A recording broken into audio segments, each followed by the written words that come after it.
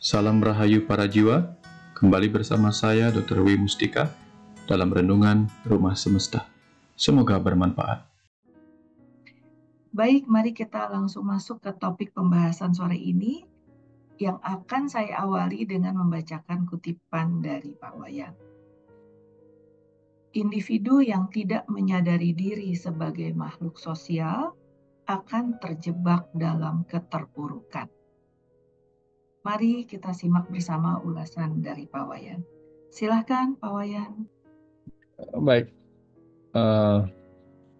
bentar video saya ada masalah mungkin ya.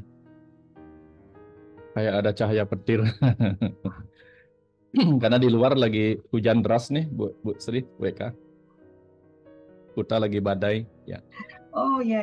Iya, sepertinya Universe mau membantu kita juga membicarakan apa yang akan menjadi topik kita pada sore hari ini. Ya, amin. Ya, kemarin kita mengenali diri kita sebagai makhluk spiritual. Hari ini kita akan lebih mendalam lagi, bukan hanya sekedar makhluk spiritual, tetapi kita melihat diri kita sebagai individu yang jauh lebih ke dalam lagi.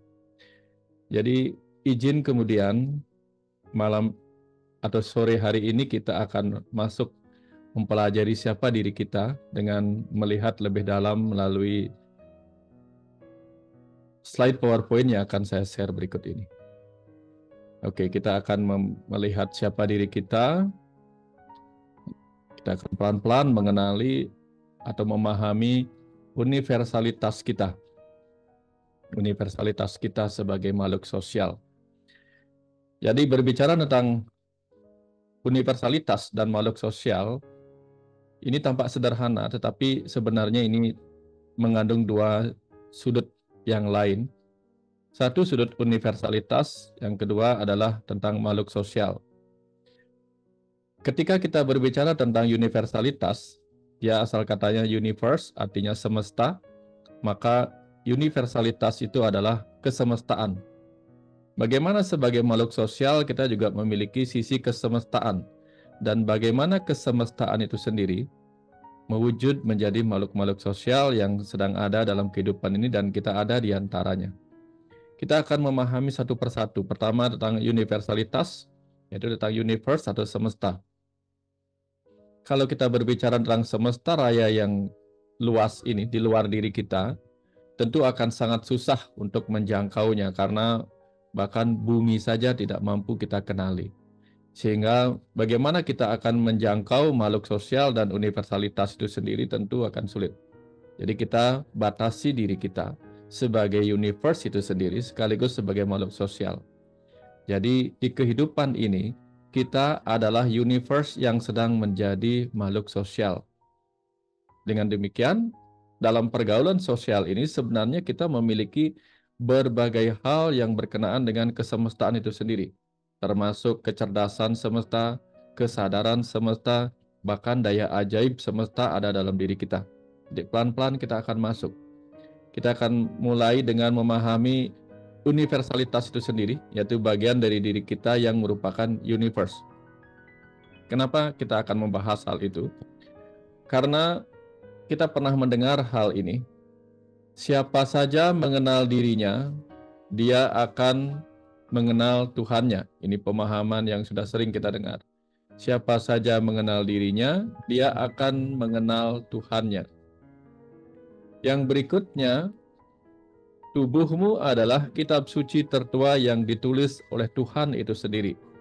Dengan demikian, ketika kita ingin mempelajari universe atau semesta, sehingga kita melihat universalitas kita di alam semesta raya maupun di alam semesta kecil ini, maka kita harus belajar mengenal dulu siapa diri kita. Dulu kita mengenal diri kita sebagai makhluk spiritual yang sedang ada di dalam tubuh manusia. Sekarang kita mengenali diri kita sebagai makhluk spiritual dengan mengupas tubuh yang kita tempati sebagai materi alam semesta kecil itu sendiri.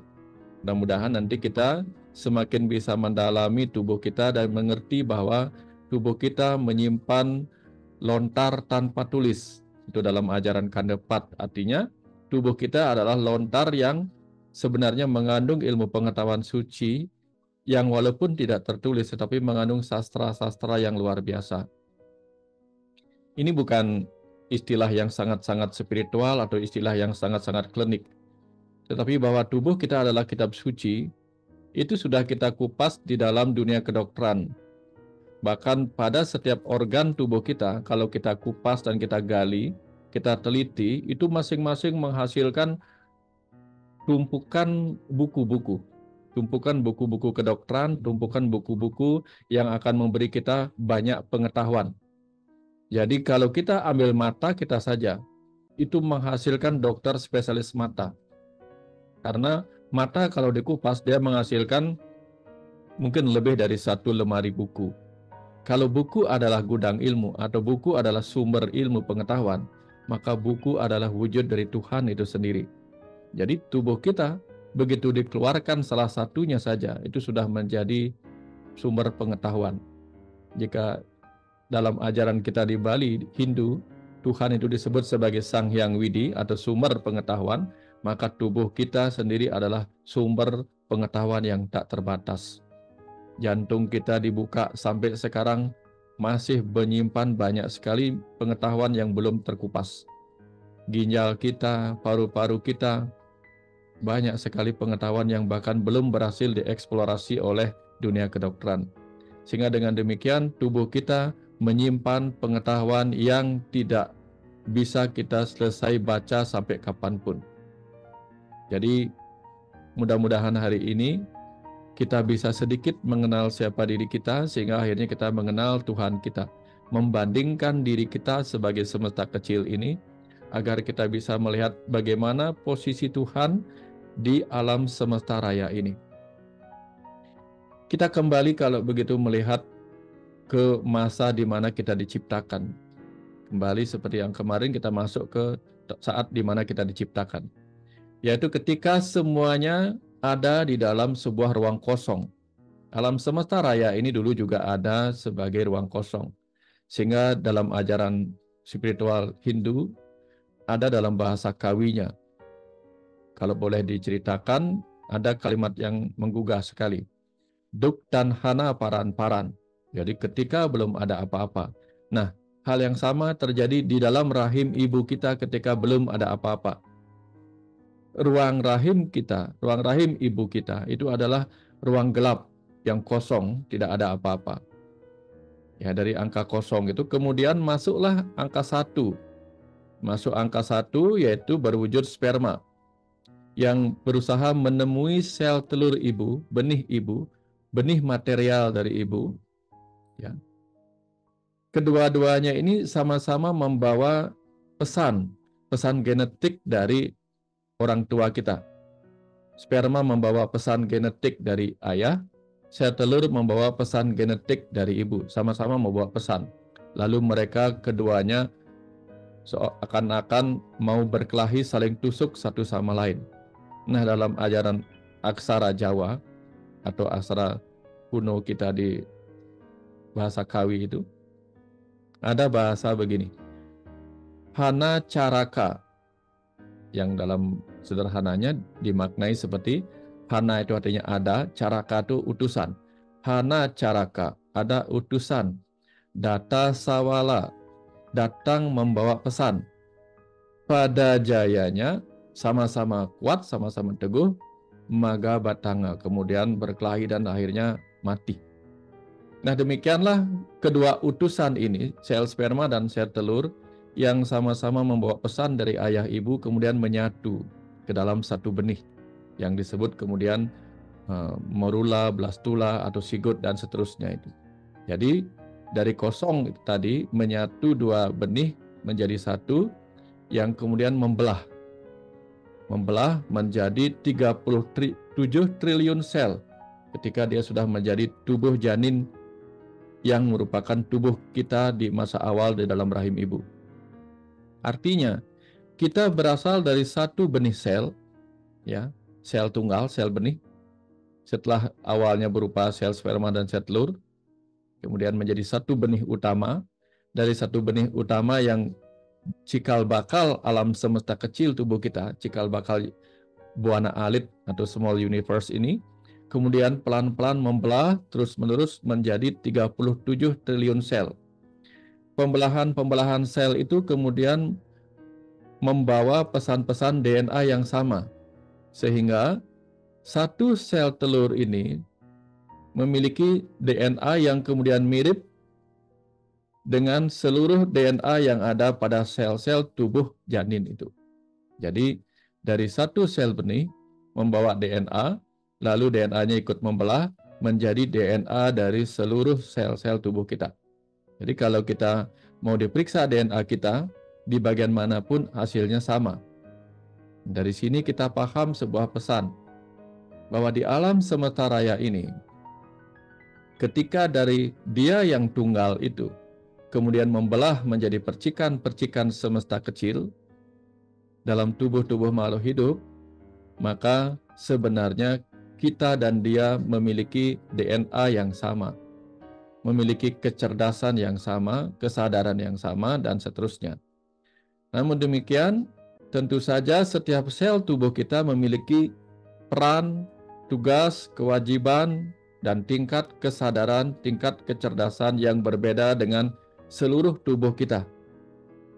Jadi, sel kulit kita tugasnya berbeda dengan sel mata, berbeda juga dengan sel jantung, berbeda dengan sel paru-paru, tetapi memiliki DNA yang sama.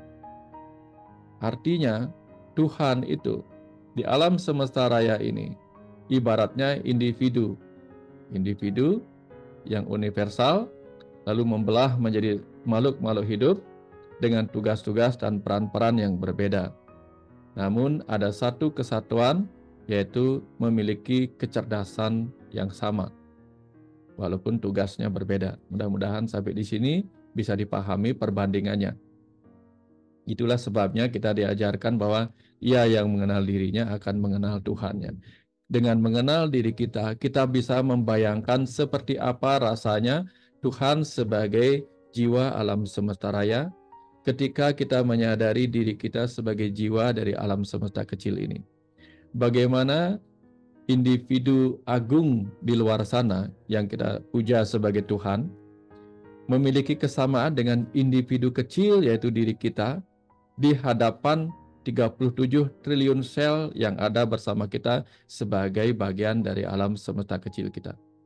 Jadi kita sebagai sebuah individu yang menyatukan atau universe dari seluruh sel-sel kecil dalam diri kita sebanyak 37 triliun sel itu, sama-sama artinya kita adalah berposisi seperti Tuhan bagi alam semesta raya ini. Nah, ini posisi kita. Sehingga tidak main-main bahwa kita ini adalah alam semesta itu sendiri yang sedang mengenal dirinya. Ya. Lalu dari sini dalam ajaran Pancamaya Kosa, kita mengenal diri semesta kecil kita ini terdiri dari banyak lapisan. Selain kita sebagai sang ruh atau Atman yang berdiam di dalam tubuh yang sedang kita tempati saat ini, tubuh kita sendiri memiliki 5 macam lapisan. Ada Anamaya Kosa, yaitu lapisan tubuh fisik. Lalu Pranamaya Kosa, lapisan tubuh energi. Lalu Manomaya Kosa, lapisan tubuh emosional atau perasaan kita atau pemikiran kita. Lalu ada Wijnana Maya Kosa atau lapisan kebijaksanaan, lapisan pengetahuan kita. Dan Anana Maya Kosa, lapisan kebahagiaan kita. Kalau kita perbandingkan dengan alam semesta, maka dari sini kita mengerti bahwa di alam semesta raya ini tidak hanya ada makhluk-makhluk yang dibentuk oleh tubuh-tubuh material. Ada makhluk-makhluk yang dibentuk oleh tubuh energi. Ada juga makhluk-makhluk yang hanya dibentuk oleh tubuh perasaan, tubuh emosional. Ada juga makhluk-makhluk atau dimensi-dimensi yang dibentuk oleh dimensi kebijaksanaan atau dimensi pengetahuan. Ada juga yang dibentuk oleh dimensi kebahagiaan. Jadi di alam semesta ini bukan hanya ada alam-alam material seperti yang kita tempati, salah satunya adalah bumi dan berbagai planet atau bintang-bintang lain yang bisa kita lihat di langit. Tetapi ada dimensi-dimensi lain di luar diri kita ini, di alam semesta raya ini yang bisa jadi merupakan dimensi energi. Nah, ketika kita meninggalkan alam material ini, maka kita akan pergi ke dimensi energi atau ke alam energi. Bila kita bisa menembus alam energi itu, kita akan masuk ke alam emosional. Kita bisa masuk ke alam kebijaksanaan dan juga bisa masuk ke alam kebahagiaan yang disebut dengan alam Satchit Ananda tadi. Alam yang disebut juga sebagai tempat di mana suka tanpa wali duka. Tidak ada lagi tempat di mana kita akan merasakan duka cita, karena hanya ada kebahagiaan di situ. Nah, ini pembanding-pembanding kita untuk bisa mengerti alam apa saja yang ada di luar diri kita. Sehingga sampai dikatakan dalam ajaran kita, ada Sapta Patala, Sapta Loka, dan Sapta Sunya. Ya, banyak. Nah, pelan-pelan kemudian kita akan temukan dengan pemahaman tadi bahwa apa? Ketika kita perbandingkan perkembangan satu sel benih menjadi 37 triliun sel, kita akan paham bahwa setiap tubuh manusia adalah alam semesta kecil sebagai pembanding. Dan setiap sel itu adalah makhluk hidup. Karena sel-sel itu sendiri adalah sel-sel hidup yang lama-lama akan mati juga, kemudian tergantikan oleh sel hidup yang baru. Jadi kalau kita pakai perbandingan, sel-sel tubuh kita adalah makhluk hidup seperti kita bagi alam semesta ini. Kalau kita sendiri memiliki kehendak bebas, walaupun kita ada dalam kuasa Tuhan, tetapi kita memiliki kehendak bebas untuk menentukan nasib dan takdir masa depan kita melalui apa yang kita lakukan dalam bentuk karma. Begitulah sel-sel tubuh kita. Maka kadang-kadang kita akan menemukan sel-sel tubuh kita berubah tidak sesuai dengan apa yang kita inginkan. Banyak orang yang ingin sehat, tetapi sel-sel tubuhnya berubah menjadi sel-sel tumor, sel-sel kanker, atau sel-sel yang sakit. Padahal orangnya sendiri ingin sehat. Itu sebabnya tidak selalu apa yang kita inginkan selaras dengan apa kehendak Tuhan, atau apa yang diinginkan Tuhan benar-benar berkuasa atas diri kita. Pada akhirnya kita adalah co-kreator itu sendiri. Kita mempunyai kehendak bebas untuk bisa membantu jalannya kehendak Tuhan, bisa juga menjadi penghambat atau bahkan penghalang kehendak Tuhan itu sendiri. Misalnya, mungkin kehendak Tuhan kita bisa hidup sampai tua. Tapi kalau kita melakukan tindakan bunuh diri, maka kita menghalangi takdir yang diciptakan kepada kita. Sehingga disebutlah itu salah pati atau ulah pati. Jadi mencari mati sendiri. Nah, ini contoh bagaimana sel-sel tubuh kita mengajarkan kepada kita bahwa kita pun kadang tidak selaras dengan Tuhan, seperti halnya sel-sel tubuh kita kadang tidak selaras dengan apa yang kita inginkan.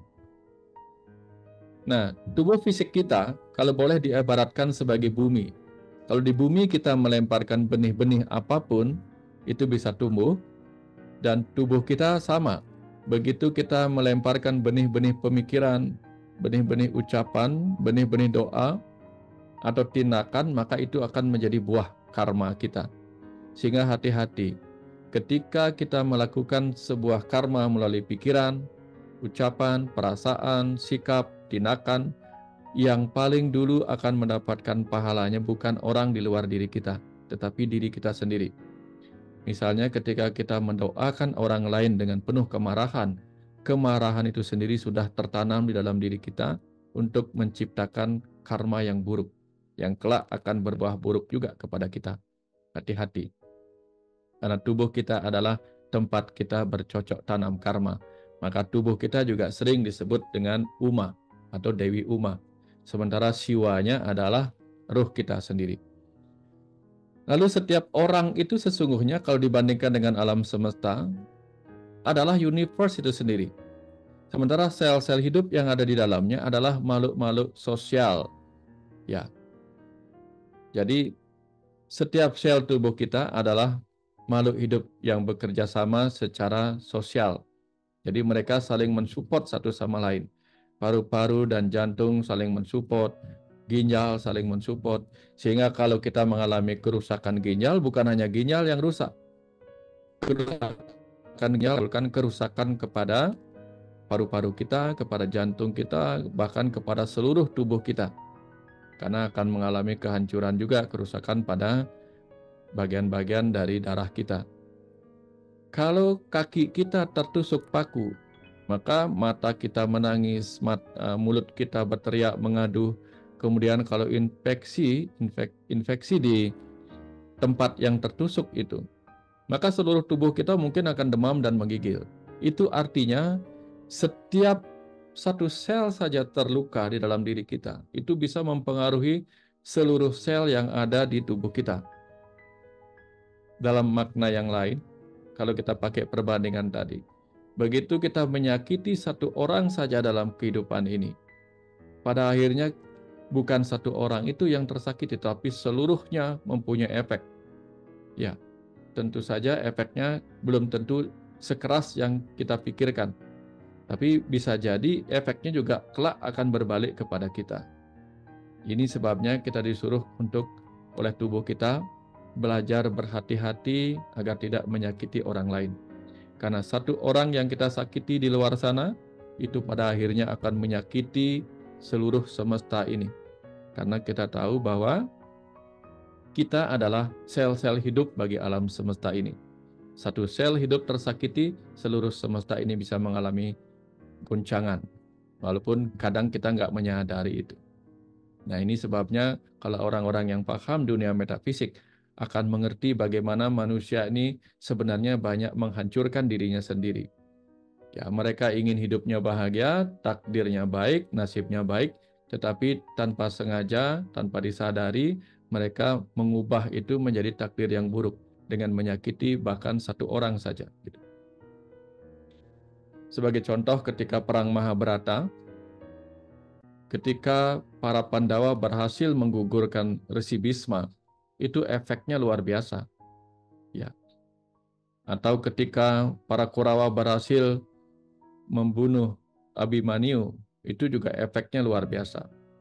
Jadi satu orang terluka itu bisa menimbulkan efek yang luar biasa, yang ujung-ujungnya kembali kepada kita. Nah, manusia ini, kita adalah alam semesta yang sedang mengenali dirinya.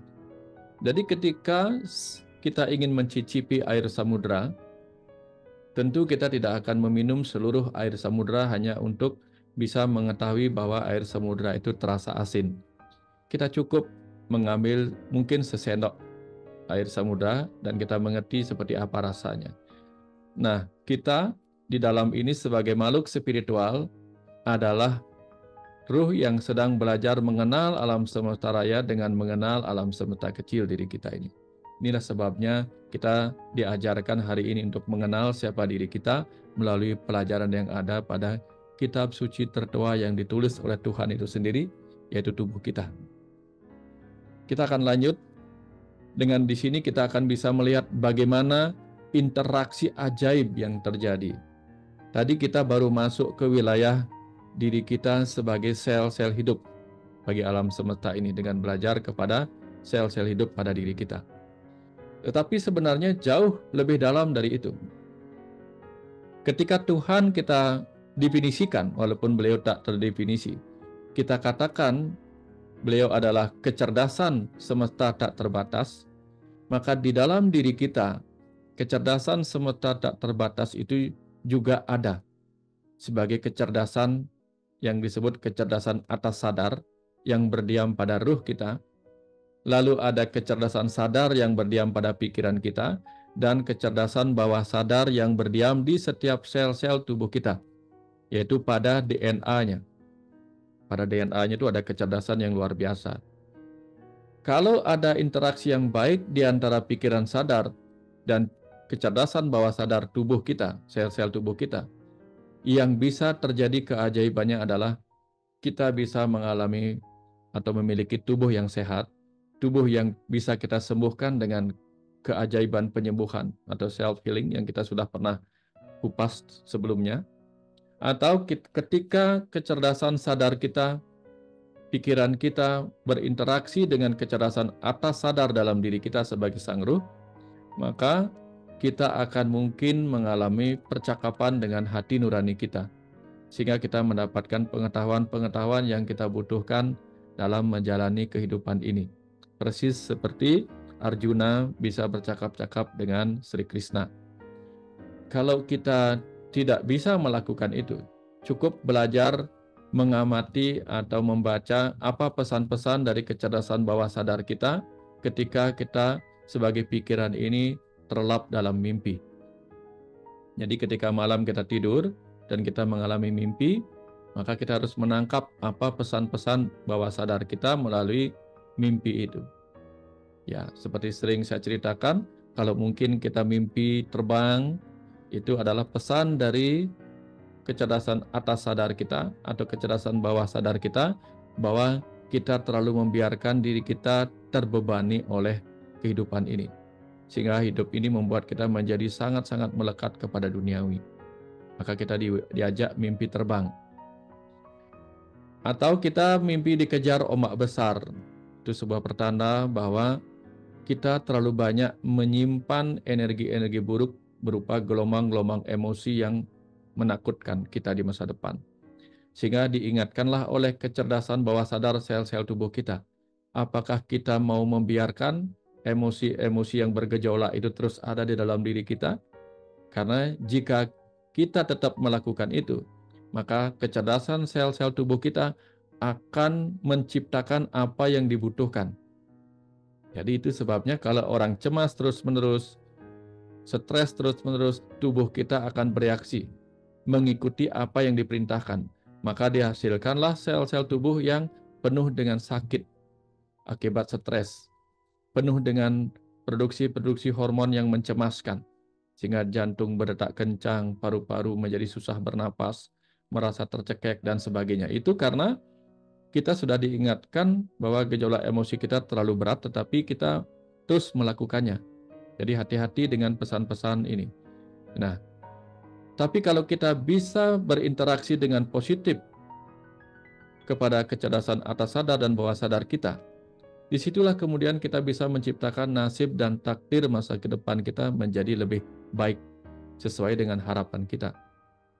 Nah, banyak orang diajarkan beragama, diajarkan berdoa, tetapi mereka sama sekali tidak pernah mengerti apa sebenarnya hakikat dari ajaran dalam agama itu yang sebenarnya meminta kita untuk harmonis dengan kecerdasan bawah sadar dan kecerdasan atas sadar kita dengan cara benar-benar menggunakan kecerdasan sadar pikiran kita untuk menghasilkan ucapan yang baik, sikap yang baik, dan tindakan yang baik.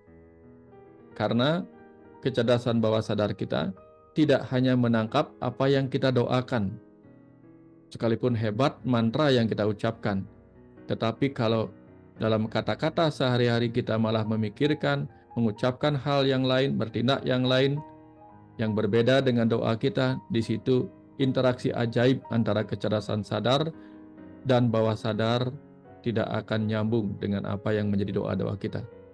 Ada yang mendoakan kedamaian, setiap saat mengucapkan Om Shanti, Shanti, Shanti, setiap saat mengucapkan Om Shadu, Shadu, Shadu, tetapi dia memancarkan pemikiran yang penuh kemarahan, ucapan-ucapan yang menyakiti, sementara doa-doanya minta kedamaian. Nah, ini yang menyebabkan kecerdasan bawah sadar jadi bingung. Apa sebenarnya yang benar-benar kita inginkan? Ingin kedamaian, apakah ingin pertikaian? Bingung. Nah, inilah ajaran yang disebut Trikaya Parisuddha.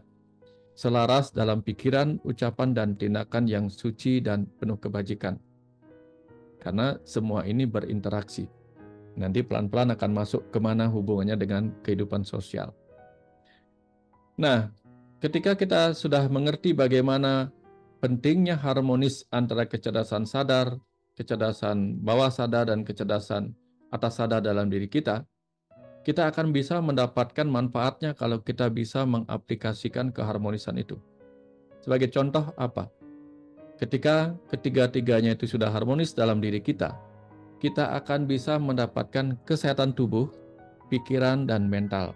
Artinya, tubuh kita akan sehat ketika pikiran sadar kita benar-benar selaras dengan bawah sadar kita. Jadi kalau kita berdoa meminta kecerdasan bawah sadar kita untuk melakukan proses penyembuhan, proses penyehatan diri kita, sel-sel tubuh kita, dia akan mengikutinya. Sebuah pengalaman yang lain saya ceritakan. Kemarin, mungkin beberapa bulan lalu, saya harus melakukan tambal gigi, tapi ketika sudah ditambal giginya, masih terasa ada ngilu-ngilu setiap kali berkumur atau bahkan minum dingin tuh ngilunya luar biasa. Padahal sudah ditambal. Akhirnya tambalannya dibongkar lagi sama dokter giginya. Setelah dibongkar lagi, disarankan untuk melakukan foto rongsen di gigi. Karena setelah ditambal ulang pun, dan lebih bagus tambalannya, tetap saja terasa ada yang ngilu-ngilu. Biasanya tidak seperti itu. Nah, karena terganggu dengan ngilu-ngilu itu, apa yang saya lakukan kemudian? Saya berbicara kepada sel-sel gigi untuk menutup lubang-lubang yang mungkin tidak tertutup oleh bahan-bahan yang dipakai menutup oleh dokter giginya. Tidak sampai kemudian 2-3 hari, sampai sekarang, rasa itu hilang, rasa ngilu itu hilang. Saya percaya sel-sel gusi itu kemudian akan melakukan prosesnya, menutup bagian-bagian yang tidak sempat ditutupi oleh dokter giginya. Sehingga tidak ada lagi bagian-bagian dari sel saraf di gigi itu yang terbuka. Nah, saya meyakini itu dan saya melakukan itu.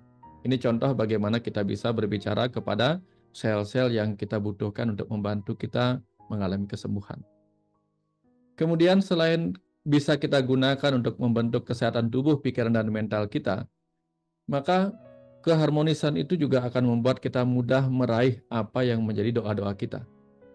Karena setiap kali kita berdoa, itu akan menjadi sebuah kata-kata yang diyakini kebenarannya oleh kecerdasan bawah sadar kita.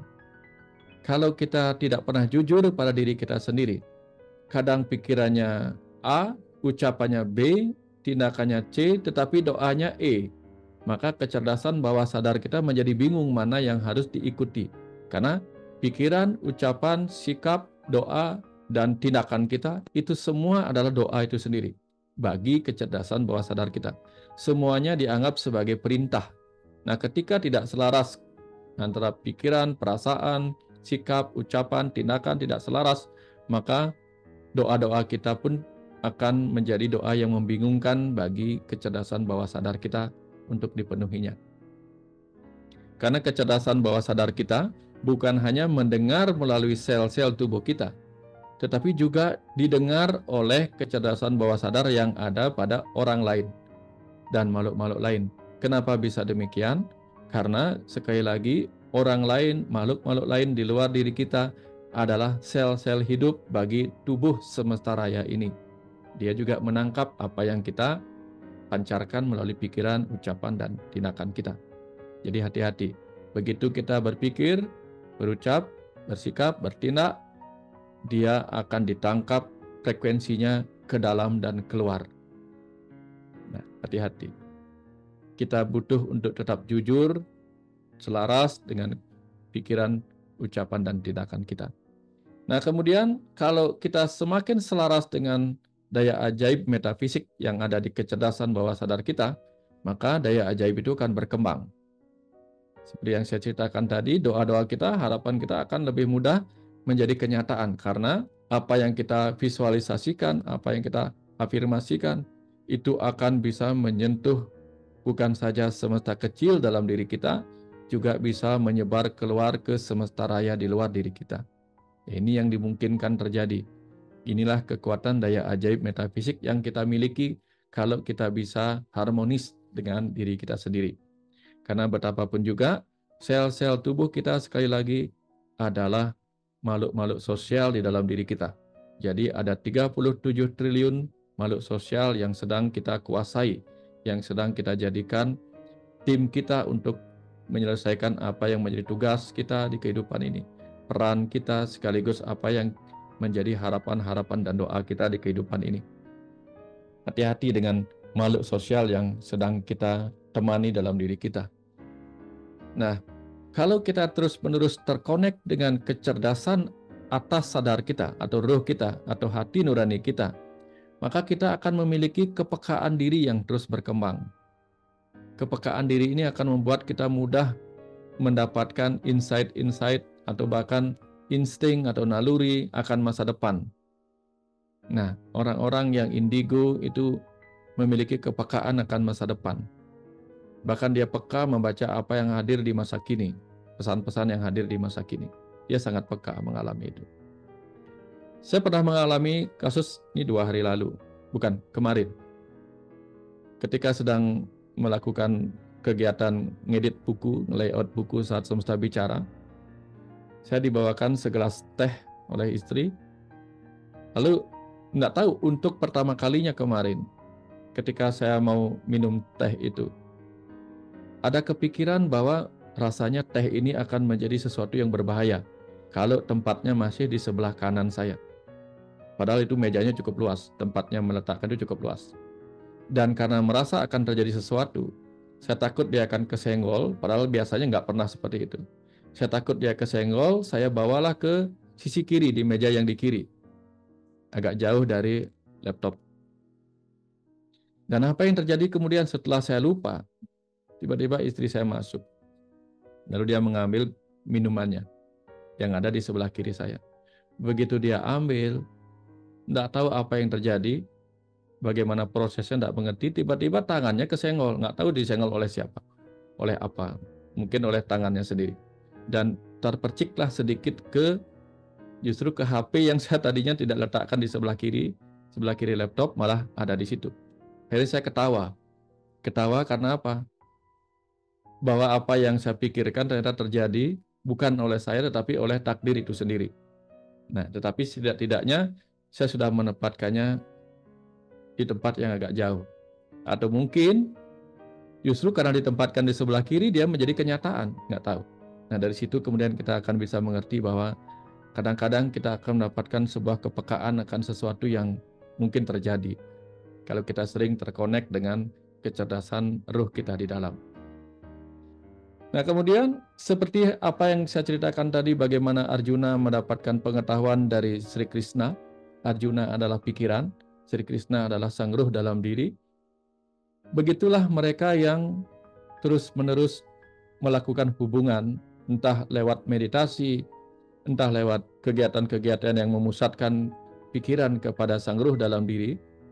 Maka di situ biasanya kita akan mudah mendapatkan insight-insight yang menjadi pencerahan dari dalam. Ya. Jadi kalau ingin mendapatkan solusi-solusi, ada beberapa cara gampang. Boleh minta lewat meditasi, tapi kalau nggak bisa, boleh minta lewat mimpi. Jadi sebelum tidur, bicaralah kepada tubuh kita, kepada ruh kita, untuk pada saat pikiran tidur, berikanlah jawaban melalui mimpi. Dan nanti biasanya ciri-cirinya, mimpi itu akan hadir sebagai sebuah cerita singkat, dan kita terbangun bisa tengah malam atau mungkin dini hari. Seketika terbangun oleh mimpi itu, walaupun mimpinya bukan mimpi yang ngeri, tetapi pasti ada pesan. Begitu ada sebuah cerita, ada nama yang muncul dalam mimpi itu. Ada sesuatu yang tampak simbolik, segera bangun dan catat di HP, nanti tidur lagi. Jangan lupa catatnya, karena besok biasanya akan lupa. Catat, nanti besok baru renungkan kembali. Setelah pikiran sadar kita benar-benar sadar. Karena kalau enggak, lanjut tidur, mimpi itu bisa jadi akan terlupakan pesan pentingnya. Ya, ini kalau kita harmonis dengan diri kita. Lalu bagaimana kalau kita harmonis dengan alam? Karena sekali lagi, alam itu terdiri dari makhluk-makhluk hidup, tumbuh-tumbuhan, hewan, dan dimensi-dimensi lain, dimensi energi, yang di dalamnya juga mengandung kecerdasan, yang merupakan bagian dari alam semesta itu sendiri, yaitu individu yang lebih besar lagi. Kalau kita bisa harmonis dengan alam, apa yang terjadi? Kita bisa mendapatkan kesehatan tubuh, pikiran, dan mental ini sama. Nah, contohnya kalau kita memiliki rumah yang dimana kita harmonis dengan alam, dan rumah kita penuh dengan tumbuh-tumbuhan, bukan semak-semak ya, tumbuh-tumbuhan. Tentu tumbuh-tumbuhan akan memberi kita vitamin C melalui buah-buahannya, kesegaran warna hijaunya, kemudian oksigen yang dihasilkannya, pikiran menjadi lebih tenang, mental kita menjadi lebih damai ketika melihat keindahan yang ada di rumah kita. Ini contoh kalau kita harmonis dengan alam. Belum lagi kalau kita pergi ke alam yang lebih luas lagi. Misalnya pergi ke taman bunga, ke tempat-tempat kebun raya gitu misalnya, kita akan mendapatkan pikiran dan mental yang lebih damai. Juga kesehatan tubuh, apalagi kalau kita bisa terkonek dengan kecerdasan yang ada pada tanaman-tanaman herbal. Kita bisa mendapatkan manfaat dari itu. Kalau misalnya kita kena penyakit asam lambung yang meningkat atau mungkin mengalami radang lambung, kita bisa pakai kunyit. Kalau kita mengalami radang pada tenggorokan, kita bisa pakai jahe dan seterusnya. Itu bisa kita dapatkan kalau kita harmonis dengan kecerdasan semesta yang mewujudkan dirinya sebagai obat-obatan dalam tanaman-tanaman herbal. Berikutnya, ini juga sama. Ke dalam dan keluar itu manfaatnya sama. Doa-doa dan harapan kita akan mudah tercapai. Kenapa demikian? Karena sekalipun kita mungkin sempat mengalami stres lalu duduk di bawah pohon, lalu pohon itu kemudian kita ajak bicara, kita panjatkan doa kita di sana. Mungkin bukan pohon itu yang akan membantu kita, dalam arti membuat kita mendapatkan apa yang kita inginkan melalui pohon itu, belum tentu. Tapi suatu ketika ada orang lain yang datang di tempat itu, duduk di bawah pohon yang sama, dia bisa saja mendapatkan sebuah insight yang mengarahkan dia untuk memberi bantuan kepada kita. Ini mungkin susah dipahami. Suatu ketika Sir Isaac Newton itu duduk di bawah pohon apel dan dia akhirnya menemukan pengetahuan tentang gravitasi ketika dia duduk di bawah pohon apel itu. Bagaimana apel bisa mengajarinya sesuatu? Padahal biasanya dia belajar di perpustakaan tetapi tidak mendapatkan jawaban apa-apa.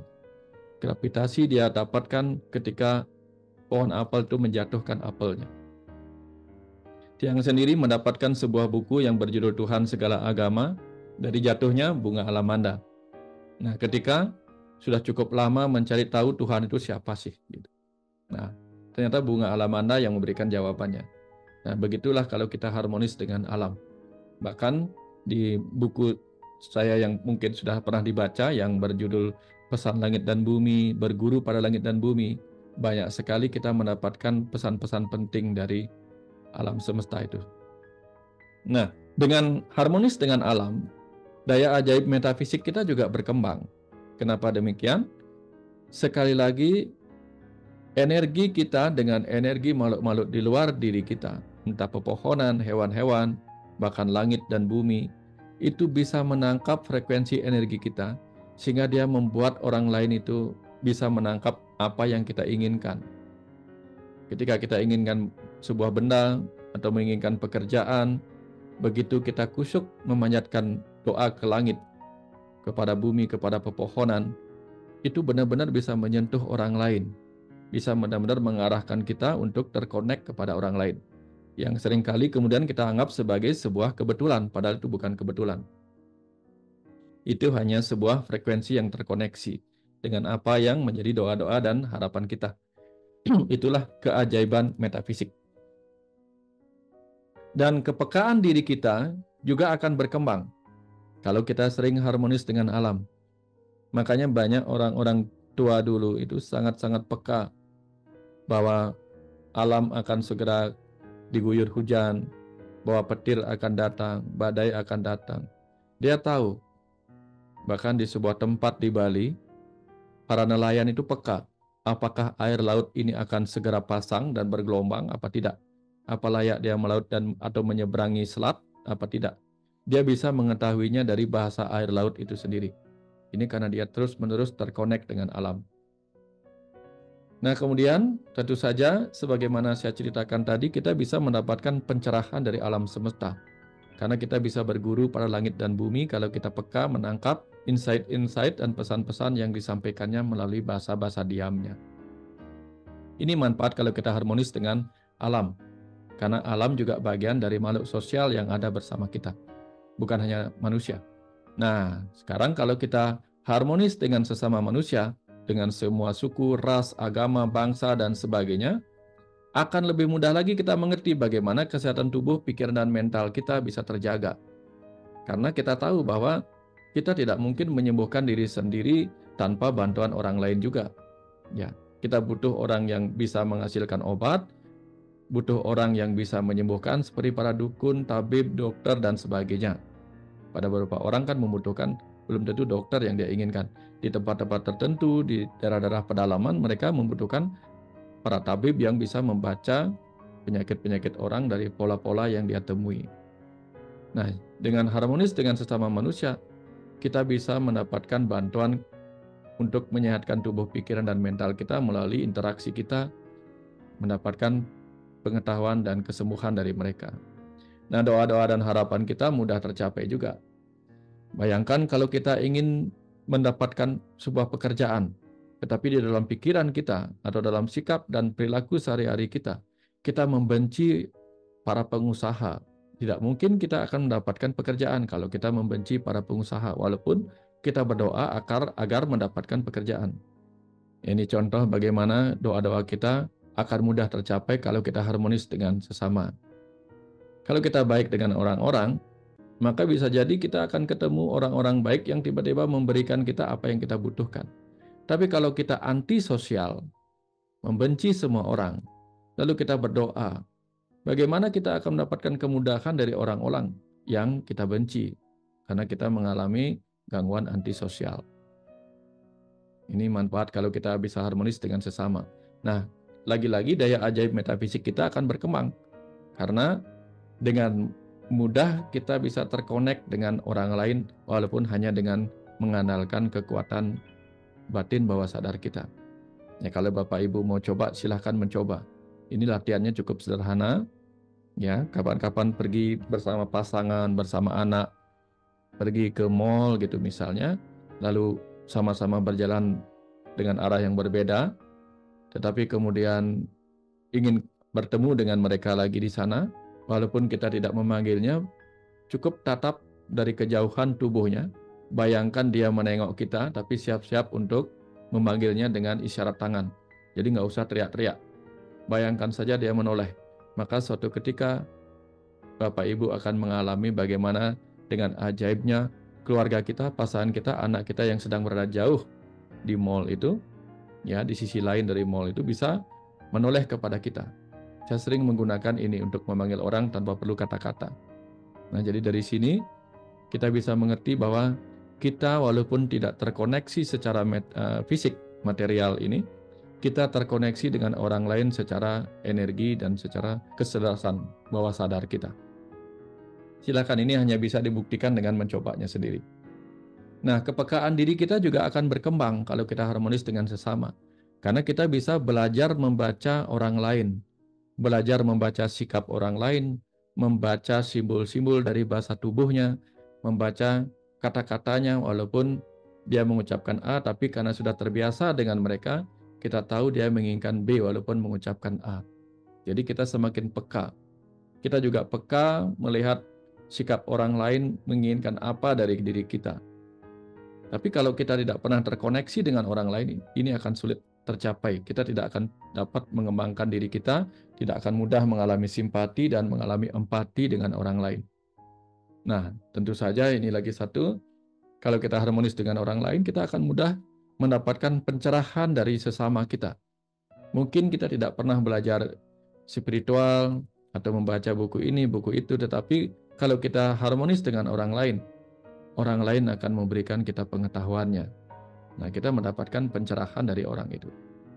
Tanpa perlu mengalami, kita bisa mendapatkan pengetahuan dari pengalaman orang lain. Nah, ini manfaat kalau kita harmonis dengan sesama kita. Nah, inilah kaitannya dengan makhluk sosial itu sendiri. Nah, di bagian awal tadi sudah dibacakan sama Bu Eka, bagaimana ada pesan semesta. Poin penting kita hari ini yaitu bahwa individu yang tidak menyadari dirinya sebagai makhluk sosial akan terjebak dalam keterpurukan. Bukan saja karena kita tidak mendapatkan manfaat dari bagaimana bila kita harmonis dengan alam, dengan diri kita, dengan makhluk sosial di kehidupan ini, juga karena ternyata dalam hierarki Maslow, Maslow hierarchy of need itu, kita tahu bahwa ternyata bagian ketiga dari kebutuhan kita adalah kebutuhan akan persahabatan, keintiman, keluarga, dan koneksi perasaan kita. kita membutuhkan cinta. Nah, di bagian ketiga inilah kita disebut memiliki social need atau love need. Kita membutuhkan kehidupan sosial karena kita adalah makhluk sosial. Kalau bagian ini tidak terpenuhi, maka tentu saja kita akan terpuruk dalam kehidupan ini.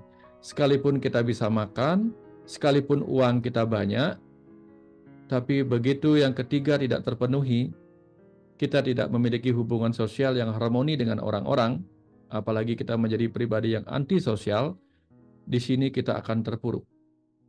Makanya kita akan merasa terasing, tidak ada teman, dan sebagainya. Apalagi yang lebih tinggi lagi adalah kita membutuhkan masa di mana kita mengenal diri kita, lalu mengaktualisasikan diri kita. Ini belajaran spiritual di sini. Di bagian puncaknya kita belajar mengenal siapa diri kita. Tapi sebelum kita mengenal diri kita mengenal bagaimana diri kita sebagai makhluk sosial. Nah, tema kita hari ini tentang universalitas makhluk sosial adalah gabungan antara kebutuhan ketiga dan kebutuhan kelima. Bagaimana kita adalah makhluk sosial, kita adalah makhluk yang saling membutuhkan satu sama lain, sekaligus kita mengenal ternyata diri kita adalah makhluk universal. Jadi makhluk semesta. Seluruh versi-versi yang ada di kehidupan ini sesungguhnya ada di dalam diri kita. Universal artinya universi, gabungan dari versi-versi yang berbeda di semesta ini, itulah kita sebagai makhluk universal. Nah, bahkan di Bali diajarkan bahwa ada 3 hal yang harus kita lakukan jika kita ingin mencapai kebahagiaan. Inilah disebut dengan Trihita Karana. 3 penyebab kita mencapai kebahagiaan, yaitu ketika kita harmonis dengan parahyangan, harmonis dengan Tuhan, harmonis dengan para ruh dalam diri kita, harmonis dengan ruh-ruh yang ada pada makhluk-makhluk hidup lainnya, harmonis dengan makhluk-makhluk di dimensi non-fisik, lalu kita harmonis dengan pawongan. Pawongan dalam diri artinya pikiran, karena pawongan itu artinya manusia, manusia artinya pikiran. Ketika kita harmonis dengan sesama manusia di luar diri kita, atau harmonis dengan pikiran kita, dan terakhir kita harmonis dengan pelemahan, yang di dalam diri kita, pelemahan ini adalah tubuh, sementara di luar diri, pelemahan itu adalah lingkungan hidup kita, termasuk lingkungan juga benda-benda mati, maka keharmonisan kita dengan ketiga-tiganya ini akan memberi kita sumber kebahagiaan. Nah, itu kira-kira Bu Sri yang bisa yang sampaikan pada sore hari ini. Mudah-mudahan bisa bermanfaat 30 menit ini. Nanti kita akan perdalam melalui diskusi-diskusi. Silakan Bu Sri. Ya, terima kasih Pak Wayan. Gimana Bapak Ibu dan teman-teman, kalau mau bertanya boleh melalui chat atau boleh melalui langsung raise hand, silahkan. Kalau tadi sih saya dapat gambaran agak sulit ya Pak Wayan ya untuk mendapatkan tadi itu semua yang manfaat harmonis itu. Oke, silahkan Pak Asep. Terima kasih sebelumnya Bu Eka. Terkait hal itu Pak Dokter, di Islam ada a'udzubillahi minasyaitonirrajim bismillahirrahmanirrahim, man arafa nafsaha faqad arafa rabbahu. Barang siapa yang kenal dirinya maka akan kenal Tuhannya, selaras apa yang disampaikan oleh Pak Dokter. Namun Pak Dokter, salah satu untuk menyelaraskan Pancamaya Kosa yang ada pada Buana Alit Pak Dokter, salah satunya itu kan melalui meditasi, baik itu meditasi samadhi yang objeknya terfokus pada keluar masuknya nafas, atau meditasi vipassana yang menerima keadaan yang sekarang atau realita. Pertanyaan saya Pak Dokter, bagaimanakah cara meditasi yang baik penuh dengan mindfulness, baik itu meditasi samadhi yang objeknya pada nafas, atau meditasi yang sangat sulit untuk diimplementasikan, yaitu meditasi vipassana Pak Dokter. Itu yang pertama. Terus yang kedua Pak Dokter, bahwa Buana Alit ini kan selalu muncul dan tenggelamnya atas kotoran batin. baik itu adanya keserakahan akibat adanya keinginan yang tak terbatas gitu. Terus yang kedua adanya kebencian, dan ketiga yaitu adanya ketidaktahuan atau pandangan yang salah.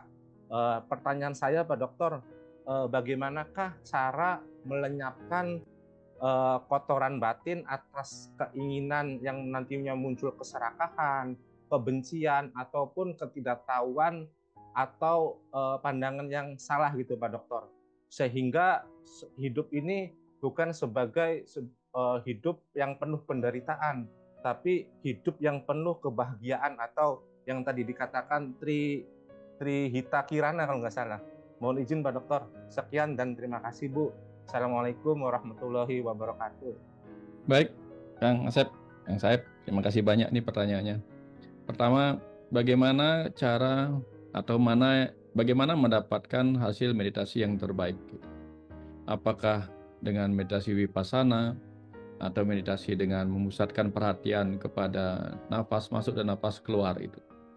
Pada dasarnya, meditasi itu akan mencapai hasil yang baik kalau kita melakukannya dengan baik.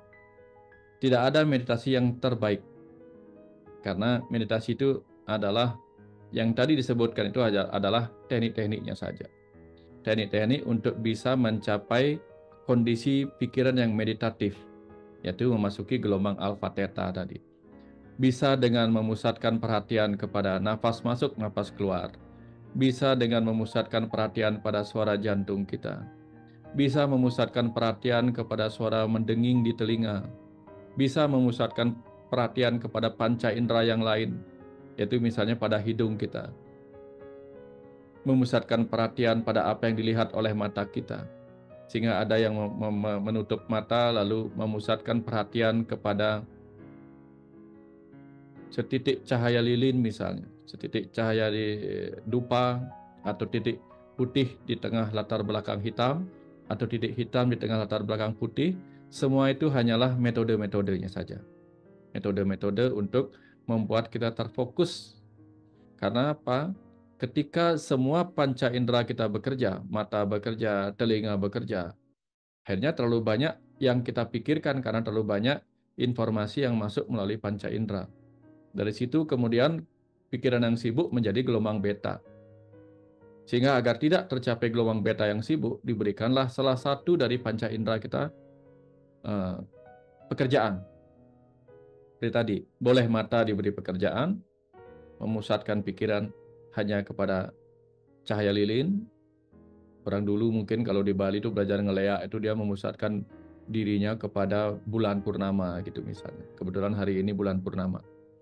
Atau mendengarkan suara napas masuk. Itu tujuannya supaya hanya satu panca indera yang berfokus kepada sebuah stimulus dari luar. Maka dengan mudah gelombang beta itu akan turun ke gelombang alpha theta, itu gelombang meditatif. Nah, di gelombang meditatif itu apa yang kita mau lakukan? Termasuk di gelombang vipassana juga apa yang mau kita lakukan. Di gelombang vipassana, di cara meditasi vipassana, kita membiarkan saja apa yang datang dan pergi dalam pikiran kita dan hanya menjadi pengamat tanpa memikirkannya. Ini agak susah nih. Benar-benar menjadi pengamat itu agak susah. Karena kita sudah terbiasa dalam kehidupan ini tidak menjadi pengamat tetapi mudah terlibat ke dalam apa yang kita lihat. Mudah memberi penilaian, bahkan memberi penghakiman terhadap apa yang kita lihat. Nah, begitu apa yang kita lihat di luar itu menjadi muncul di dalam diri kita sebagai kilasan-kilasan pemikiran, walaupun mata kita tertutup, maka kilasan-kilasan ingatan baik buruk itu seringkali kemudian kita beri penilaian. Nah, ini yang menyusahkan kita untuk meditasi, semacam meditasi vipassana sebagai pengamat atas semua yang baik buruk yang hadir dalam diri kita. Tapi mana yang kemudian yang terbaik? Lakukan sebaik-baiknya, maka itu akan menjadi yang terbaik. Apapun metodenya, karena ada ribuan metode meditasi itu sendiri. Saya sendiri kadang-kadang nyapu pun bisa meditasi. Fokus kepada bahkan setitik tangkai bunga yang masih tersisa, saya fokus di situ. Sehingga tidak ada pikiran-pikiran lain lagi. Bahkan ada orang yang mencapai ketenangan dengan tertawa. Sehingga pada saat tertawa itu seluruh kebencian, seluruh kesedihan, seluruh hal-hal yang ditolak dalam kehidupannya tiba-tiba menghilang karena dia hanya menikmati tawa yang datang dari dalam. Ini contoh bagaimana teknik-teknik yang lain bisa juga bermanfaat. Yang penting kita fokus di situ.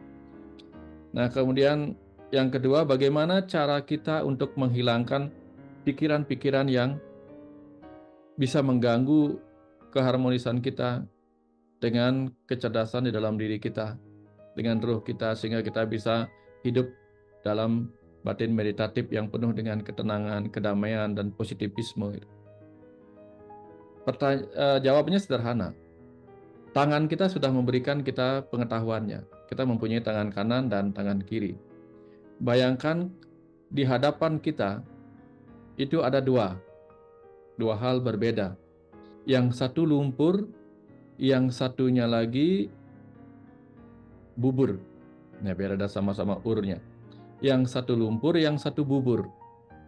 Manakah yang akan kita ambil? Kalau kita mengambil lumpur, maka kita tidak akan bisa menggunakan tangan kita mengambil bubur, karena sudah kotor. Tapi kalau kita mengambil bubur, maka kita pasti akan menggunakan tangan kita untuk mengambil bubur dan memakannya. Artinya, kita diberi kesempatan untuk memilih. Begitu kita memilih yang satu, maka kita akan melupakan yang lain. Pikiran kita juga sama. Ya, kebanyakan kita itu menjadikan pikiran kita sebagai pikiran yang pembantu yang terlalu banyak diberikan pekerjaan. Nah, kita harus memberinya satu.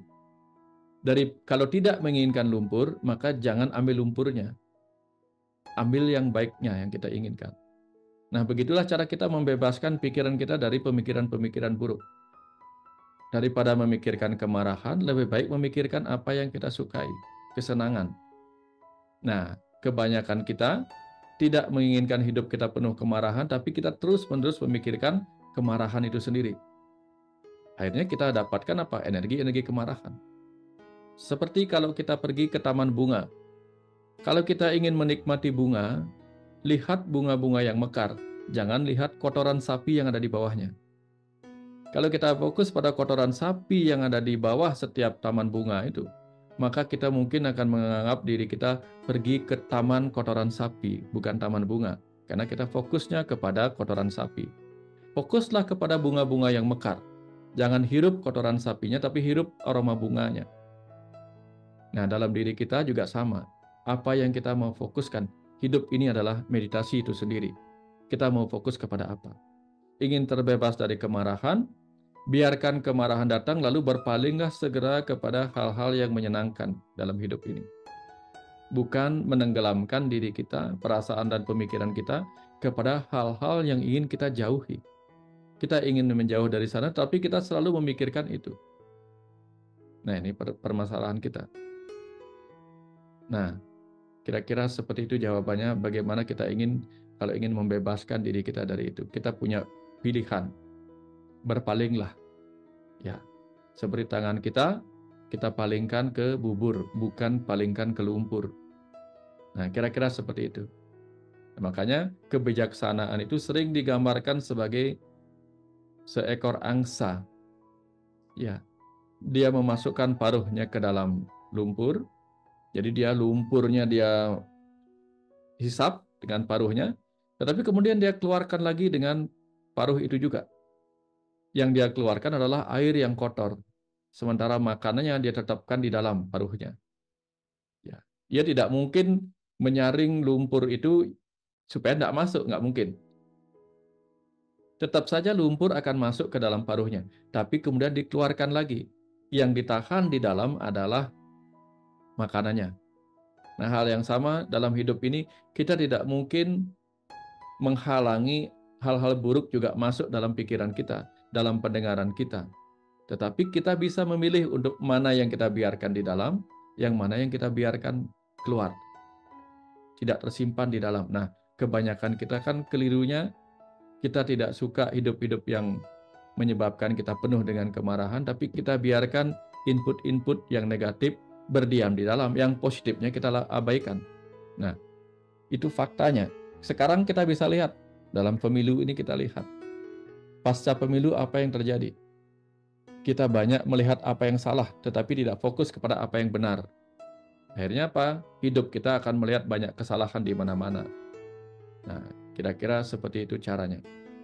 Jadi kalau kita mau hidup tenang, biarkan semua hal yang tenang dan tidak tenang masuk, tetapi yang menyebabkan kita tidak tenang, segera keluarkan dari pemrosesan dalam pikiran kita. Sama juga seperti ibu-ibu yang kalau mau masak itu kan kita, mau masak nasi itu kan kita, nasinya berasnya kan dibersihkan dulu. Sekam-sekamnya dibuang, berasnya baru dimasukkan ke ini. Ya. Bukannya berasnya dibuang, sekamnya dimasukkan. Ya, karena kita ingin memasak beras, bukan memasak sekam. Nah, hal yang sama terjadi. Kita kan di pikiran kita ingin mengolah yang baik-baik. Sehingga ketika kita bertemu hal baik dan buruk, atau dualitas-dualitas lain dalam kehidupan ini, tidak apa-apa, karena hidup ini memang penuh dengan dualitas. Tetapi biarkan hanya yang kita butuhkan yang diproses di dalam pemikiran kita. Kita ketemu orang yang kita temui pasti dia memiliki baik dan buruk. Jangan fokus kepada keburukannya, fokus kepada kebaikannya. Maka kita tidak akan pernah membenci siapapun. Ya. Saya saja banyak juga ketemu orang-orang yang ada yang suka, ada yang tidak. Tapi saya melihat sisi positif. Ya, ada yang mengkritik, ya saya ambil positifnya. Dia ingin membantu saya menjadi lebih baik. Itu cara melihatnya. Nah, kira-kira seperti itu. Kang Saep, mudah-mudahan bermanfaat. Ya. Ya, terima kasih Kang Saep. Terima kasih Pak Wayan, terima kasih Pak Asep. Oke, saya akan bacakan dari chat, pertanyaan dari chat dari Pak Made Ari. Mudah-mudahan benar ini Bapak ya.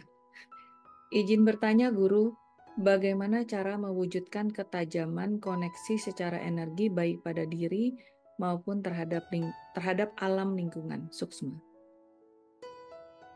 Bagaimana cara meningkatkan kepekaan? Nah, bagaimana cara mewujudkan kepekaan, ketajaman koneksi? Mewujudkannya, oke.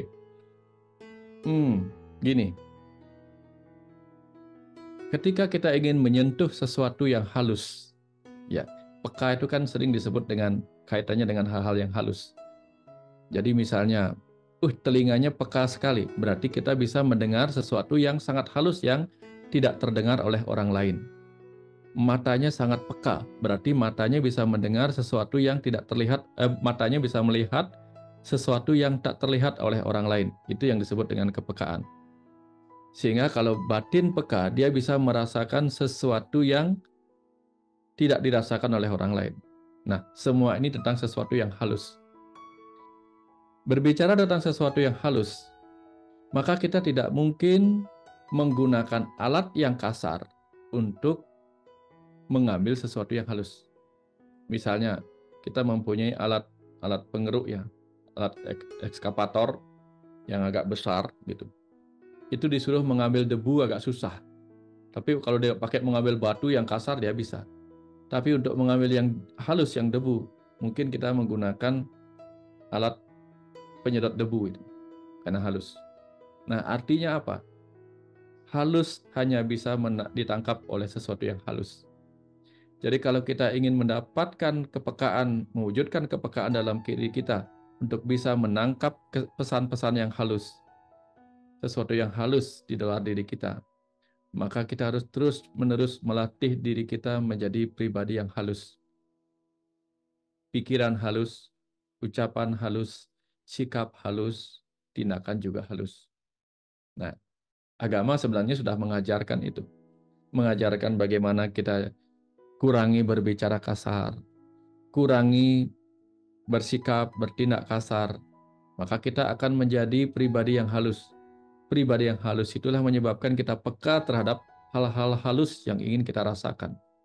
Nah, ini kalau mata kita lagi kemasukan debu yang kasar, maka kita akan tidak mampu melihat sesuatu yang halus di luar sana. Ya. Kalau telinga kita dihalangi untuk melihat suara-suara yang halus karena ada suara yang kasar, misalnya suara apa? Dentuman musik yang kasar, Bagaimana dalam kondisi itu kita bisa mendengar sesuatu yang halus? Susah. Hanya ketika hening kita bisa mendapatkan sesuatu yang halus. Nah, hanya ketika langit jernih kita bisa melihat sesuatu yang jauh. Jadi batin kita kalau jernih, kalau bisa halus, kalau bisa hening, akan mudah untuk mencapai kepekaan, merasakan hal-hal yang kita ingin rasakan, yang tidak dirasakan oleh orang lain atau tidak biasanya kita rasakan.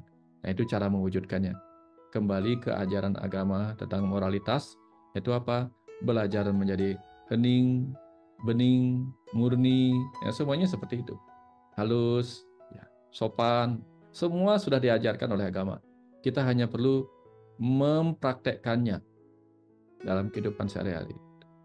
Nah, susah memang, saya saja masih belajar gitu. Susah ya. Jadi sama seperti kalau nyapu. Jangan nyapu halaman dengan sapu ijuk, sapu bulu, jangan. Sapu bulu itu halus, dia dipakai untuk menghilangkan debu. Kalau tempatnya kasar, pakai sapu yang tambah kasar, sapu lidi. Sama seperti itu. Halus ketemunya halus gitu. Kira-kira seperti itu, Bu Eka. Baik, terima kasih Pak Wayan. Ini ada pertanyaan juga dari chat dari Ibu Meira Dewi. Selamat sore, salam sejahtera untuk kita semua. Izin bertanya Pak Wayan, saya masih belum paham. Mohon bisa dijelaskan kembali bagaimana membedakan antara pengamatan yang netral, meditasi, dan pikiran kosong. Terima kasih, Pak. Ya. Bagus pertanyaannya nih, bagus. Bicara tentang pikiran kosong, wah ini berat nih. Berat dan sangat-sangat sulit dialami. Saya pun mengalaminya hanya satu kali saja. Benar-benar tidak memikirkan apapun. Dan itu waktunya sangat-sangat singkat. Dan gara-gara itu apa yang terjadi? Seketika saya ketakutan. Takut, kenapa saya nggak berpikir apa-apa? Ya, ada kesadaran lain pernah mengalami itu. Tiba-tiba saya menyadari saya nggak berpikir. Ini susah diceritakan pengalamannya ini. Saya menyadari bahwa saya tidak berpikir. Seakan-akan pikiran itu sesuatu yang lain.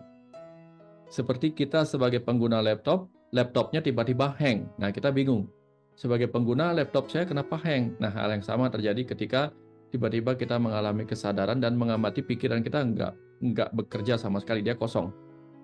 Makanya dalam ilmu medis, gelombang elektroensefalografi, itu gelombang otak kita itu kan pasti ada geraknya. Tidak mungkin tidak. Begitu dia flat, berarti kita mengalami kematian otak. Seperti jantung juga. Jantung kita, walaupun kadang lembut, dia pasti ada gelombangnya. Gelombang irama jantung. Gelombang elektrokardiografinya. Kalau flat, mati berarti. Nah, pikiran yang kosong itu flat. Tetapi kita mengalami kesadaran yang lain. Dan itu sangat-sangat singkat. Jadi nikmati saja punya pikiran yang tenang ini. Nah, lalu bagaimana kita menggunakan pikiran yang meditatif? Meditatif tadi Bu ya. Meditatif dan satu lagi pikiran yang vipassana apa? Pengamatan yang netral, meditasi, dan pikiran kosong. Oh, pengamatan yang netral. Nah, bagaimana kita bisa mengamati sesuatu secara netral? Sering saya pakai analoginya begini. Ada ular makan tikus. Nah, ketika kita melihat ular makan tikus, tentu kita bisa dengan cepat menjadi orang netral, pengamat yang netral. Karena ular itu makannya memang tikus. Tidak ada ular makan capcay, jadi kita bisa netral melihat ular makan tikus. Tapi begitu yang dimakan oleh ular itu adalah tikus peliharaan anak kita. Sementara ular itu adalah ular liar. Di situ kita akan segera menilai bahwa ular itu jahat, tikus itu harus kita lindungi. Karena tikus itu punya peliharaan kita. Atau sebaliknya, ada ular peliharaan kita makan tikus liar. Nah, di situ mungkin kita akan menganggap ular kita baik karena mau memakan tikus liar. Nah, di situ kita mulai menilai tidak netral lagi. Kenapa tidak netral? Karena kita memiliki kemuatan kepentingan dan keberpihakan. Tapi kalau kita tidak ada hubungan apa-apa, dengan itu dan hanya menjadi pengamat, maka di situ kita akan bisa menjadi pengamat yang netral. Tapi ini agak sulit karena seperti kita kalau nonton film itu pasti dari kecil kita diajarkan untuk apa? Untuk berpihak kepada orang baik. Sehingga kalau kita nonton film, pasti yang pertama kita lihat adalah Superman lebih baik daripada lawannya. Batman lebih baik daripada lawannya. Tapi begitu kita tidak ada keberpihakan dan hanya menonton bagaimana aktingnya mereka, kita tidak akan melihat baik dan buruk, tapi kita mengamati akting mana yang bisa kita tiru. Oh, dua-duanya berakting dengan baik. Itu contoh bagaimana pengamatan netral itu adalah pengamatan yang tidak berpihak, tidak memiliki kepentingan, tetapi hanya belajar. Contoh sederhananya begini. Kalau kita melihat ada lebah sedang mengisap sari bunga, di situ kita bisa mengamati secara netral. Oh, bunganya bahagia, lebahnya bahagia. Kita bisa netral di situ. Tapi begitu tiba-tiba lebahnya berbalik, setelah mengisap bunga dia mendekati kita lalu menyengat kita, mungkin tiba-tiba lebahnya menjadi lebah yang bagi kita jahat. Karena kita mulai tidak menyukainya. Padahal tadinya lebah yang mengisap hinggap pada bunga itu baik. Nah, itu cara kita membedakan kapan kita netral dan kapan kita tidak. Ada gejolak dalam rasa kita di dalam. Rasa negatif apa positif. Marah apa suka. Terus pengamat netral sudah. Meditatif. Meditatif ya Bu ya? Ya, meditasi dan pikiran kosong. Ya, meditasi itu seperti tadi. Meditasi adalah di mana kondisi pikiran kita, gelombangnya masuk ke alpha theta. Kita mulai tenang. Ya, tenang, tidak kadang bisa menjadi pengamat, bisa juga tidak menjadi apa-apa. Ya. Hanya diam saja, tidak mengamati. Kalau orang mengamati itu kan benar-benar menerima sebuah stimulus dari luar itu. Dia mengamati tapi mungkin tidak berpikiran baik atau buruk, mungkin dia netral sebagai pengamat, tetapi setidak-tidaknya dia membaca pelajaran apa yang ada di hal-hal yang dia amati itu. Itu meditasi yang mengamati. Tetapi meditasi yang tidak memikirkan apa-apa, contohnya begini. Contohnya kalau kita kalau kita misalnya duduk di depan dinding putih, duduk saja di depan itu lama-lama nanti kita tidak akan memikirkan dinding berwarna putih itu. Amati saja, tidak akan mendapatkan pelajaran apa-apa, tapi kita pun tidak akan memikirkan apa-apa. Nah, ketika ada sempat seperti itu, itulah gelombang meditatif kita, di mana kita benar-benar tidak memikirkan apa-apa. Bukan pikiran kosong ya, kayak tadi itu bukan. Kita hanya tidak memikirkan apa-apa, artinya tidak memproses apa yang dilihat. Sebagai contoh, tidak memproses apa yang dilihat itu gini. Ini kita memasukkan periuk nasi kita. Periuk nasi, dimasukkan air, dimasukkan beras, tetapi jangan dicolokkan ke listrik. Nah, jadi barang-barangnya ada di situ, tapi tidak diproses.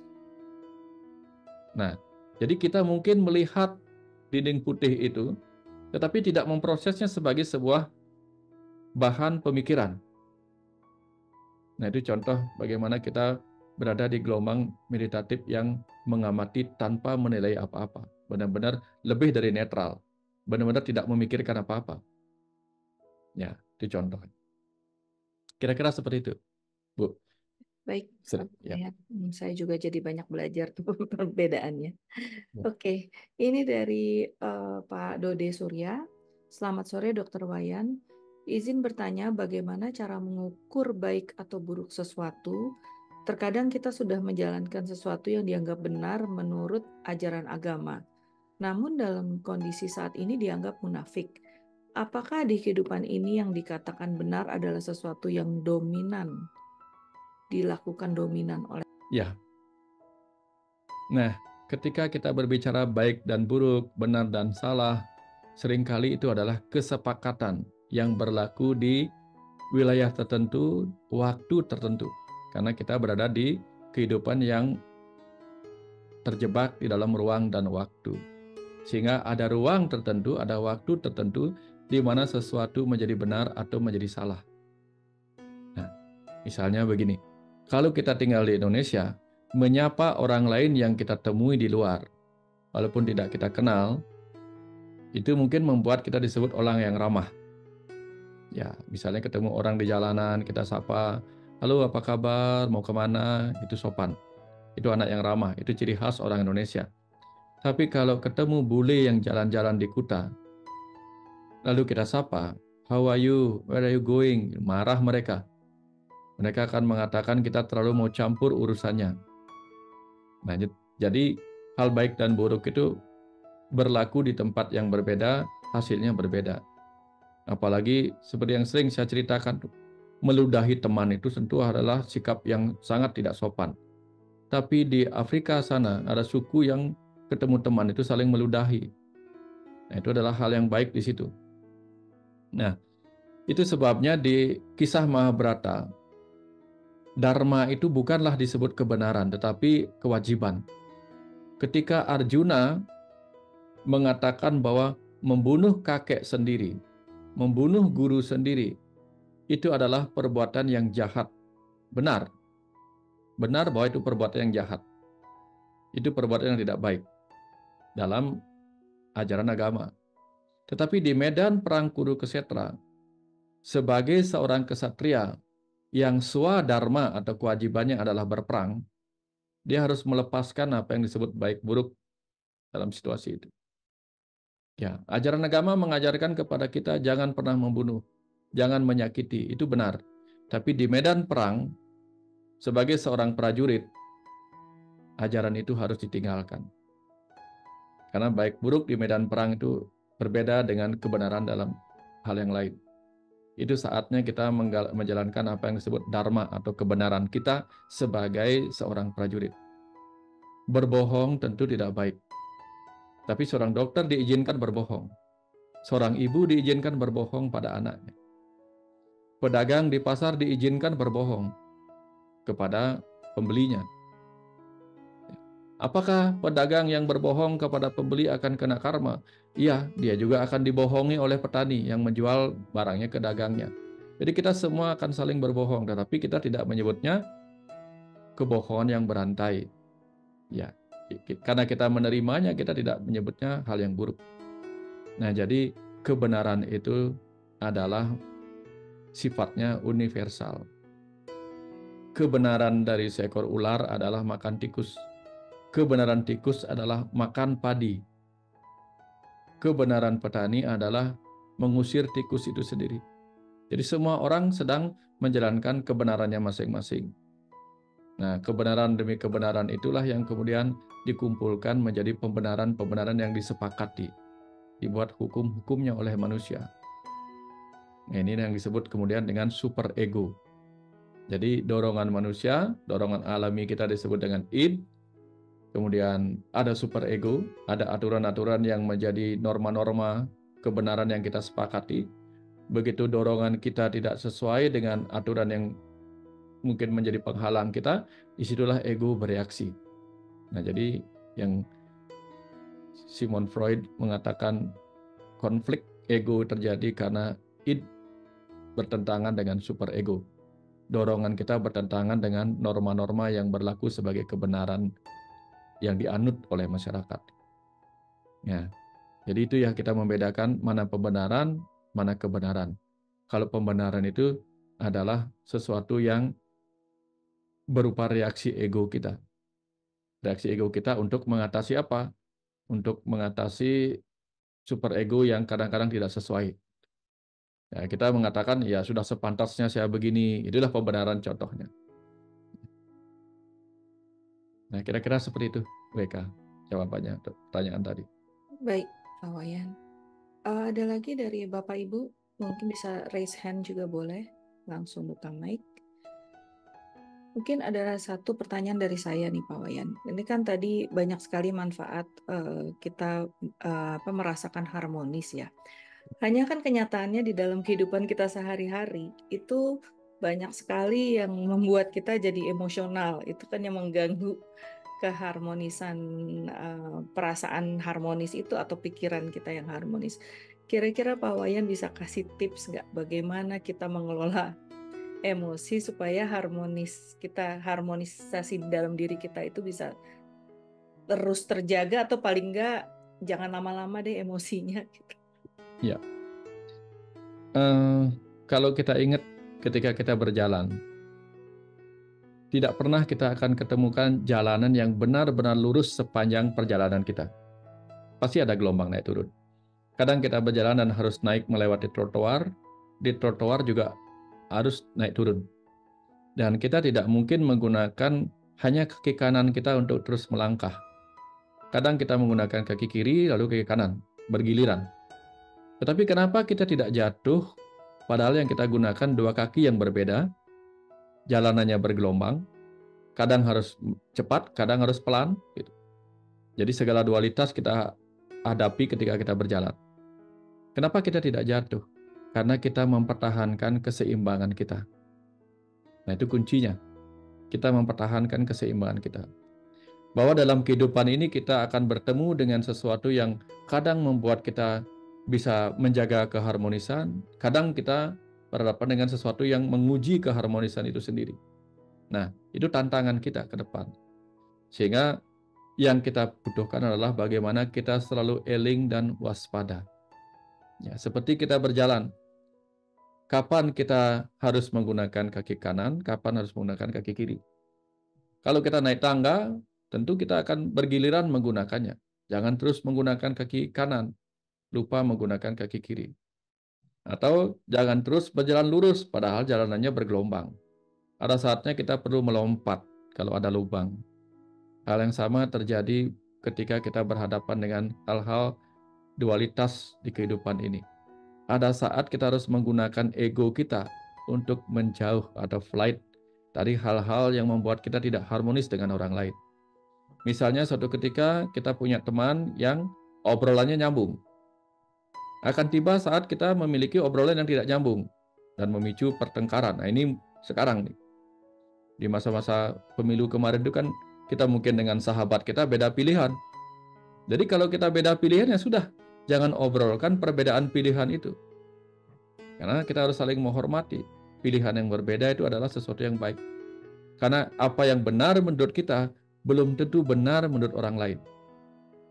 Jadi sekali lagi ini kembali karena hubungannya dengan pemilu ini. Mengingatkan sekali lagi bahwa siapapun orang-orang yang kemarin menjadi paslon itu, mereka adalah orang yang sama-sama baik. Mereka semua tidak ada yang buruk untuk dipilih atau tidak dipilih karena dia menjadi yang terbaik di antara yang buruk, bukan demikian. Mereka semua orang-orang yang baik. Mereka terbaik di tempatnya masing-masing. Ya, dan karena mereka terbaik di tempat masing-masing, kita jangan menilai buruk. Nilailah baiknya. Karena buktinya mereka dipilih. Gitu. Nah, cuman kalau bagi kita, ini yang terbaik, maka orang yang terbaik menurut orang lain belum tentu hal yang buruk bagi kita. Nah, ini cara kita untuk tidak terguncang oleh itu. Jangan fight. Flight lah. Jangan fight. Kita menggunakan ego. Tapi ego yang flight, yang menghindar. Hindari perdebatan, ya biarkan saja orang berbeda, itu adalah kebaikan gitu. Ya, nanti kok sekarang ada yang menghujat, ya tidak apa-apa. Itu membuat orang menjadi waspada gitu. Kebaikan itu berguna kalau ada keburukan. Cahaya itu berguna kalau ada kegelapan. Ya, orang-orang yang menghujat adalah orang-orang yang mengingatkan agar kita tidak salah jalan. Ya, jadi lihatlah sisi baiknya, jangan lihat sisi buruknya. Jadi contoh bagaimana kita tetap harmonis dengan orang yang berbeda. Gitu. Seperti kita harmonis dengan tangan kiri dan tangan kanan kita. Walaupun tangan kiri kita mungkin tugasnya membersihkan kita dari kotoran, tapi kalau tidak punya tangan kiri, lalu siapa yang akan membersihkan kotoran itu? Nah, kita harmonis menerima tangan kiri dan tangan kanan kita. Kita harmonis dengan orang yang mencaci dan memuji kita. Karena kalau hidup kita hanya dipenuhi orang yang memuji kita, jangan-jangan kita akan sedang didorong ke arah kesombongan. Tapi orang yang mencaci kita sedang membuat kita mengerem kesombongan kita, jangan sampai terjerumus ke situ. Nah, itu cara kita harmonis dengan banyak hal. Kira-kira seperti itu, Bu Eka. Baik, terima kasih Pak Wayan. Ini ada satu pertanyaan lagi, mungkin ini pertanyaan terakhir di chat. Selamat sore Guru, izin bertanya, bagaimana cara kita untuk bisa menarik rezeki yang ada di alam semesta ini untuk kita manfaatkan dengan tepat? Bagaimana cara kita mengetahui bahwa itu adalah rezeki kita sendiri? Terima kasih, Guru. Ya, bagaimana caranya mendapatkan buah mangga dari bumi? Sederhana. Kalau kita ingin mendapatkan buah mangga yang muncul di halaman rumah kita, maka tanamlah benihnya di rumah kita. Tapi kalau kita tidak menginginkan buah mangga ada di rumah kita petik di rumah kita, nah biarkan dia di alam atau di ladang sana. Artinya, rezeki itu kalau kita inginkan hadir kepada kita, tanamlah benih rezeki itu di dalam diri kita. Artinya, rezeki itu tentu hal-hal yang baik. Maka tanamlah kebaikan dalam diri kita. Tanam benih-benihnya pada diri kita berupa pikiran yang baik, positivisme. Lalu apa yang terjadi?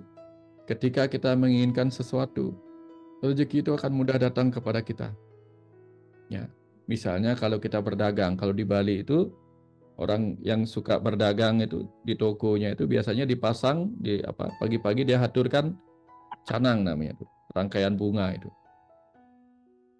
Sebenarnya apa pesannya? Bukan mistik itu, bukan. Pesannya apa?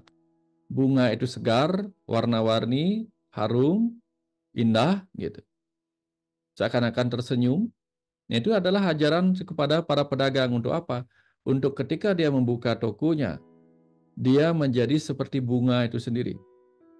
Bunga yang mekar, yang senyumnya mekar dan menarik lebah-lebah datang berbelanja di situ. Itu pesannya. Gitu. Artinya memancarkan senyum yang mekar, aroma yang harum, kemudian gairah, semangat, bercahaya, karena bunga itu mewakili cahaya. Itu pesan-pesannya. Jadi kalau kita ingin mendapatkan rezeki, belajarlah kepada canang itu sendiri. Bagaimana kita penuh semangat positivisme, optimisme, ya, menanam kebaikan, senyum kepada alam semesta, sehingga alam semesta itu sendiri suka memberikan kepada kita. Nah, bayangkan misalnya nih, seorang ibu atau teman, begitu ingin memberikan sesuatu kepada orang lain, tetapi orang yang ingin diberikan itu memasang wajah yang kecut, senyum yang sinis. Apakah kita akan merasa tulus memberikan apa yang kita ingin berikan untuk membuatnya bahagia? Tentu kita agak ragu-ragu. Tapi ketika kita memberikan sesuatu kepada orang yang akan tersenyum kepada kita, ketika kita memberikan sesuatu, mungkin kita akan senang. Apalagi kalau selain dia tersenyum saat kita berikan, dia mengucapkan terima kasih, dia merasa bahagia, kita akan bahagia membuatnya bahagia. Nah, kita sebagai alam semesta kecil akan bahagia memberi kepada alam semesta kecil yang lain kalau orang itu tersenyum bahagia saat kita berikan. Hal yang sama terjadi pada alam semesta raya. Begitu kita bahagia atas pemberian dari alam semesta raya akan senang memberikannya kepada kita. Sederhananya seperti itu. Jadi, sekecil apapun diberikan kepada kita, latihannya adalah bersyukur. Tersenyum, bersyukur, maka alam semesta akan memberikan lebih banyak lagi. Karena misalnya kita ketemu sama teman minta uang kepada kita. Pas kita punya uang 100.000 dan kita juga butuh, mungkin kita akan memberikan dia separuhnya. Walaupun yang dia butuhkan mungkin lebih dari itu. Karena kita tidak punya banyak, kita hanya memberikan 50.000-nya, tetapi 50.000 itu membuatnya tersenyum benar-benar bahagia, walaupun belum cukup baginya, tapi dia tersenyum bahagia. Tentu kita kelak ketika punya uang lebih banyak akan memberikan lebih banyak lagi. Nah, semesta sebagai ruang dan waktu juga sama. Kadang ketika kita minta rezeki sama semesta mungkin sesekali waktu hanya memberikan sedikit yang kebetulan sudah dikumpulkan buat kita. Tapi begitu kita tersenyum atas hal-hal sedikit yang kita diberikan kepada kita senyum penuh syukur, kelak ketika bahan-bahan yang akan diberikan kepada kita oleh semesta itu ternyata lebih banyak lagi, disitulah rezeki kita akan lebih banyak lagi. Sehingga pesannya apa? Jangan hanya gara-gara baru diberi sedikit, kita belum bisa bersyukur dan tersenyum, hanya mau tersenyum dan bersyukur ketika diberikan banyak, maka semesta akan berlaku seperti saat kita. Saat kita memberi sedikit, orang lain tersenyum kecut, sinis, atau bahkan tidak tersenyum, kelak ketika punya banyak, kita pun ragu-ragu memberikannya. Nah, mudah-mudahan dipahami pembanding seperti ini. Kira-kira seperti itu, Bu Eka. Baik, Pak Wayan. Satu lagi nih, terakhir. Selamat sore, Guru. Bagaimana cara memanage diri saat kita berada di lingkungan yang negatif dan kita tidak punya pilihan untuk flight, terpaksa untuk fight. Tapi saat fight, energi kita masih sangat lemah. Begitu. Ya. Kalau mau fight, perlawanan yang tertinggi bukanlah perlawanan kepada orang lain. Kemenangan tertinggi bukanlah ketika kita menang melawan orang lain, tidak. Maka kalau mau fight, fightlah dengan diri kita sendiri. Nah, itu. Karena resikonya jauh lebih sedikit. Ya, bukan flight ya, kalau flight itu kan menghindar. Kita mungkin tidak bisa menghindar karena di depan kita ada orang mencaci maki kita. Ya, mau menghindar kemana, mungkin tambah benci dia orang itu. Diam saja di situ. Fight melawan apa? Melawan dorongan bibir kita yang mau berucap melawan. Melawan gerakan tangan kita yang ingin bergerak, melakukan tindakan perlawanan. Itu yang kita lawan. Ini ujiannya. Mereka yang berhasil melawan diri sendiri akan berhasil menang terhadap pertempuran melawan siapapun. Karena orang lain itu baru mengeluarkan kata-kata, sedikit. Tapi begitu kita melawan diri kita sendiri, yang kita lawan adalah apa? Gerakan alam semesta kecil. Jadi yang kita lawan bukan hanya kata-kata. Kata-kata adalah suara angin yang kebetulan saja kita mengerti. Coba kalau kita pergi ke daerah Jepang misalnya, ada orang mencaci maki kita dengan bahasa yang tidak kita mengerti, mungkin kita tidak akan melawan. Kita anggap itu hanya suara-suara. Kita menjadi melawan, menjadi sakit hati kan karena kita mengerti dengan apa yang diucapkannya. Jadi pada saat seperti itu, apapun suara-suara yang datang, abaikan. Bayangkan itu hanya suara-suara. Makanya ada ajaran apa? Anjing menggonggong, kafilah berlalu. Ya, anggap saja orang-orang berbicara itu apa? Orang-orang yang sedang mengeluarkan kemarahannya. Dan kita hanya sedang membantunya untuk melepaskan energi negatif yang dia pendam. Gitu. Karena kalau orang yang bahagia tidak akan marah-marah. Hanya orang yang sakit yang marah-marah. Jadi kalau kita berhadapan dengan orang yang marah-marah, terima itu sebagai sebuah amal kebaikan kita, bukan saja kepada orang yang baik, tapi juga kepada orang yang buruk. Ya, kalau kita beramal baik pada orang-orang yang sehat, mungkin dia akan memuji-muji kita. Tapi kalau kita beramal baik pada orang yang buruk kondisinya, mungkin kita akan berhadapan dengan orang yang marah-marah. Karena itulah kondisi di dalamnya. Jadi tidak apa-apa. Jadi mendengarkan orang yang bicara-bicara buruk, itu juga sebuah amal kebaikan. Karena kita membantu dia melepaskannya. Tetapi syaratnya apa? Jangan mengambil apa yang dia buang. Kalau dia membuang kotoran tubuhnya karena dia sakit perutnya, jangan marah. Apalagi kemudian mengambil kotoran itu. Mengambil kotoran itu kemudian memasukkan ke dalam tubuh kita. Bayangkan kalau dia misalnya diare ini. Dia nggak tahan untuk menahan diarenya, dia keluarkan, lalu kita ikut marah karena dia buang kotoran sembarangan, kita ambil kotorannya itu, lalu kita makan, kan nggak nyaman. Dia sendiri membuang. Hal yang sama terjadi pada pikiran dan emosinya. Dia mengeluarkan pikiran kotornya berupa ucapan-ucapan kotor. Ya sudah, biarkan saja. Biarkan. Jangan diambil, apalagi kemudian kita olah ke dalam diri kita. Kalau kita nggak sanggup mengolahnya. Cukup diam, ya, lawan diri kita untuk tidak melawan. Ya, artinya apa? Kalau kita tidak bisa meredakan kemarahan orang lain, setidak-tidaknya redakanlah upaya-upaya perlawanan ego kita dari dalam. Itu kuncinya. Kalau tidak, maka kemarahan dia akan ketemu kemarahan kita, tidak akan pernah ada jalan penyelesaian dalam kondisi seperti itu. Kira-kira seperti itu. Karena apa? Petinju, pesilat, dia membutuhkan sparring partner. Karena dia ingin menguji kemampuannya. Orang-orang yang marah, dia membutuhkan sparring partner untuk diajak bertengkar. Kalau kita menolak untuk mengajaknya bertengkar, maka dia akan bertengkar sendiri. Nanti jangan dilawan, diam saja. Nanti masuk ke dalam kamar, lalu ketawa-ketawa sendiri. Kenapa? Karena kita sedang melihat petinju yang kebingungan mencari lawan. Ya, kira-kira melihat seperti itu.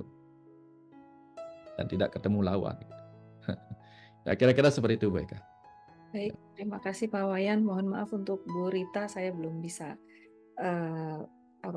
pertanyaannya belum bisa kami bahas sore ini. Sekarang lanjut ke mendengarkan aliran semesta, Pak Wayan. Oh ya, ya. Menutup sesi. Kalau gitu saya mau share screen lagi. Silahkan. Ya, silahkan Bapak Ibu. Kita hening sejenak. Duduk dalam kondisi meditatif.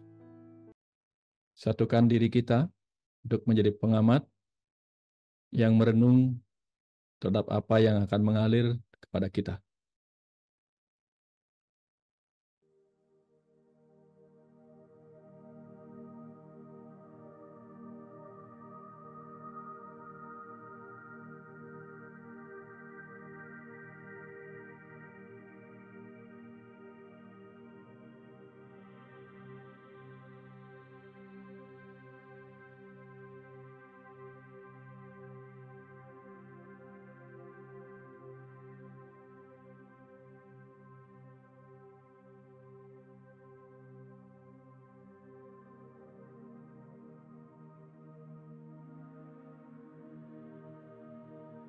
Anakku, para jiwa,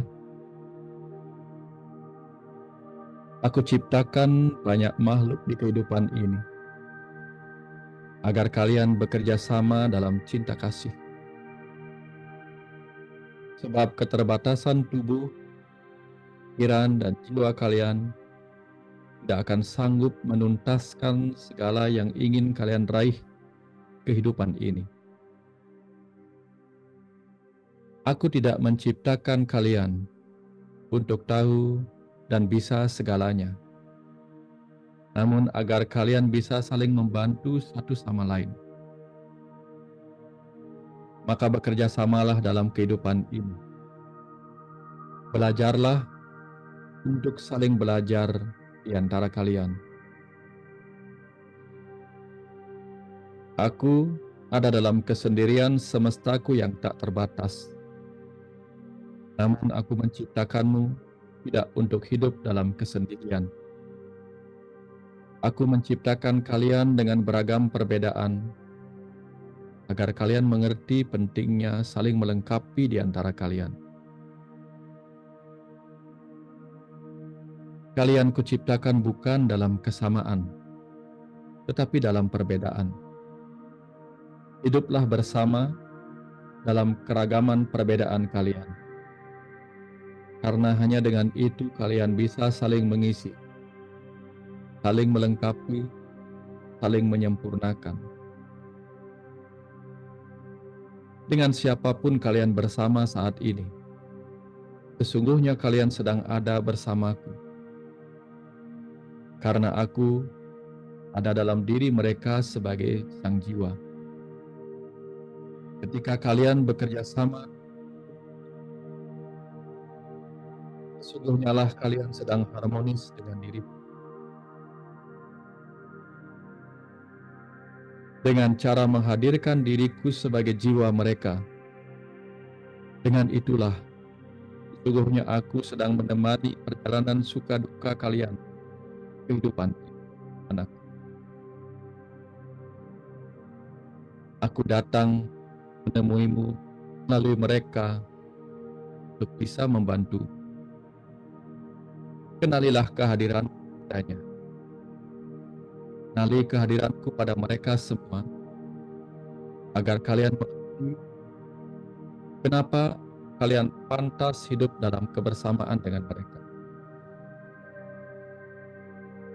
Melalui merekalah aku bisa memenuhi doa dan harapan kalian. Berdamailah anakku.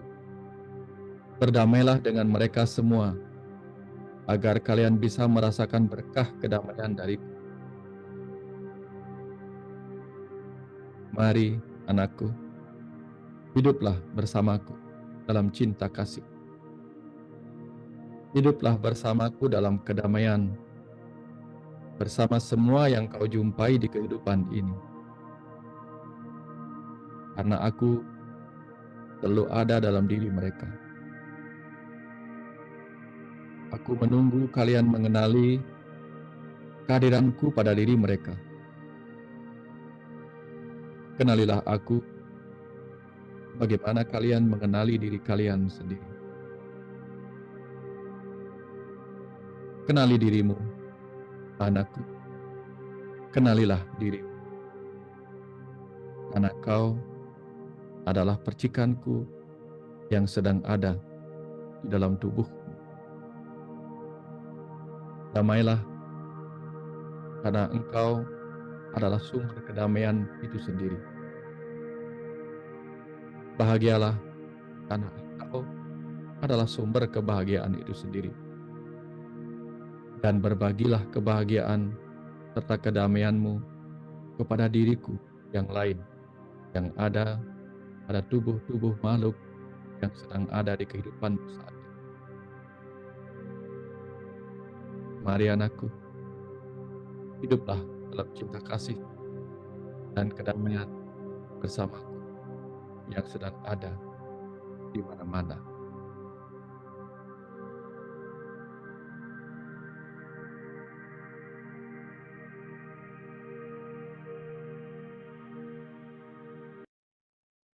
Terima kasih, Bapak Ibu.